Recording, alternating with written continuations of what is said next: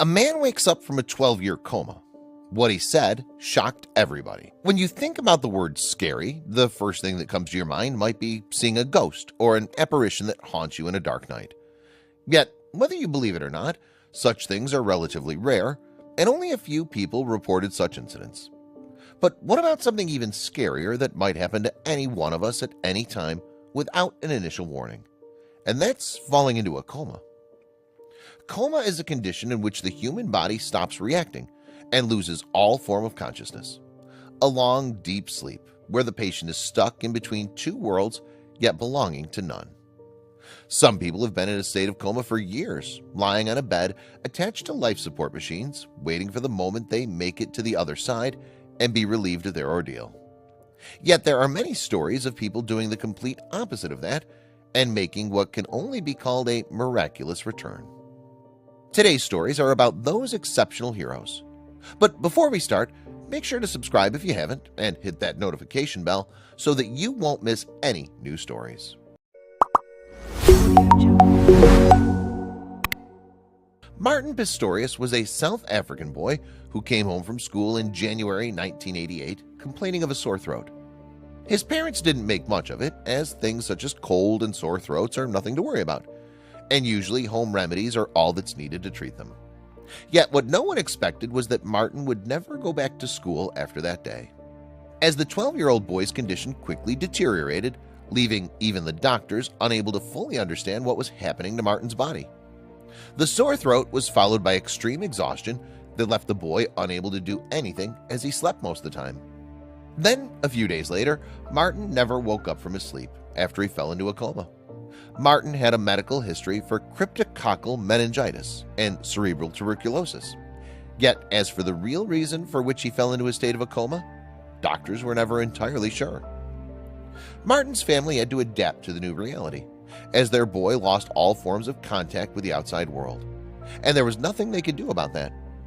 After a short stay at the hospital, Martin was taken back home to be cared for by his parents.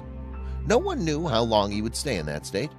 All that the doctors confirmed was that Martin would be overcome with what was ailing him, and he would eventually die because of it. There was a tiny hope that Martin would recover, though. But doctors confirmed if that happened, it would be a miracle, and the boy would never be able to return to normal again. Yet it was hope nonetheless, and Martin's parents held on to it. Life for patients in a coma is a short one, yet Martin was an exception, as he kept hanging on to life for more than 10 years. Whether you'd call it life or not is debatable, yet Martin refused to give up. For more than 10 years, people believed that Martin had lost all contact with what was going on around him. Yet he said that he regained his consciousness a couple of years after he fell into the coma. Martin could feel and hear what was going around him, yet his body was unresponsive.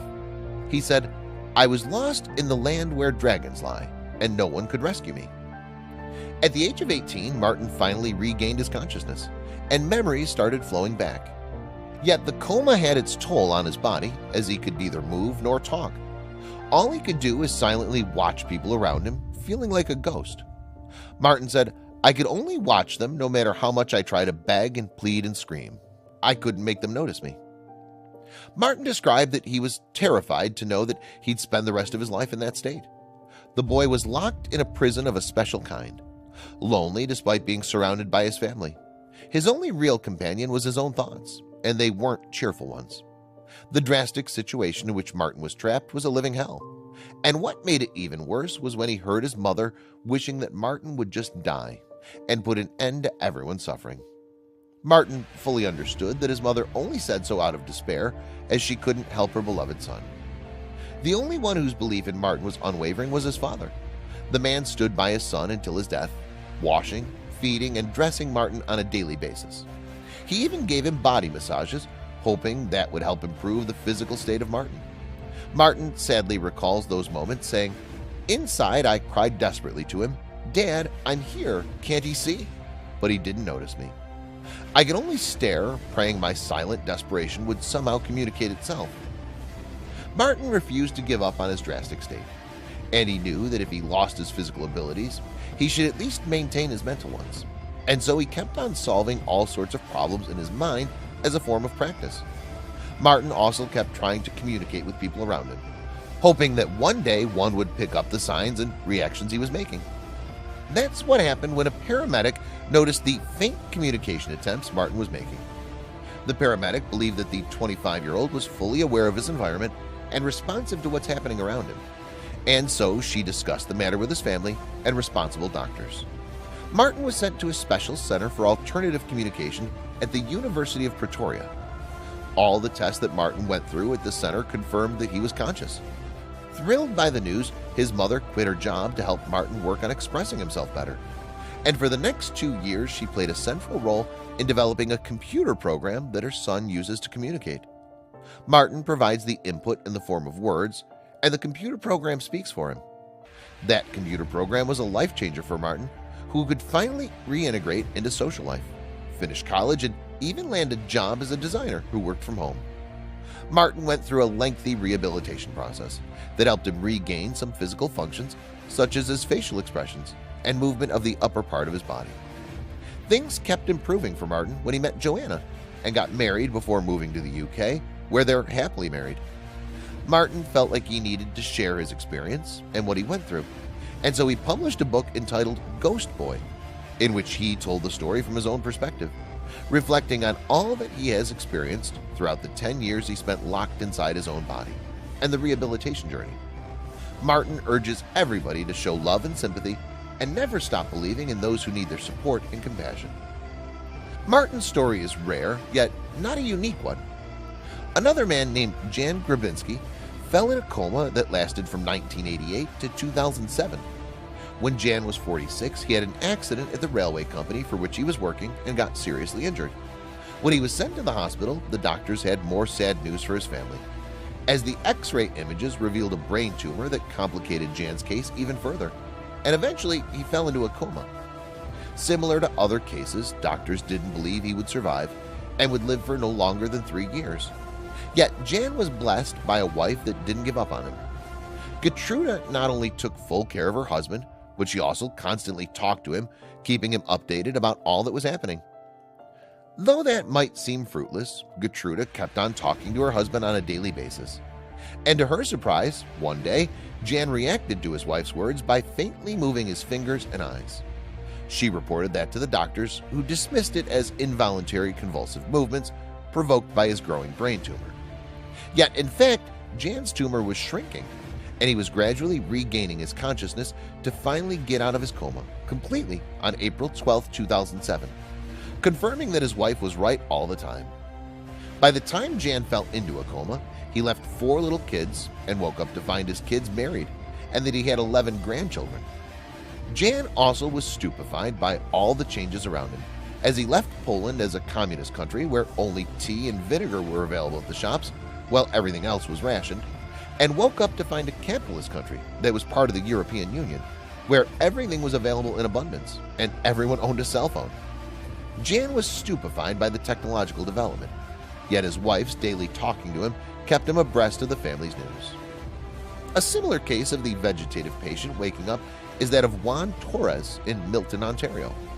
He was only 19 when Juan came back from school, had a salad, and then went to his room. On the following morning, his mother was shocked when she found him lying on the floor unconscious and rushed him to the hospital. The doctors who examined Juan broke the sad news to his family. The young man fell into a coma and would never recover from it. The reason for which Juan fell into the coma remained unclear, as according to his parents, he didn't complain of anything and everything was normal with him. Juan lost all his physical abilities, so he couldn't move nor talk, and his parents simply refused to give up on him.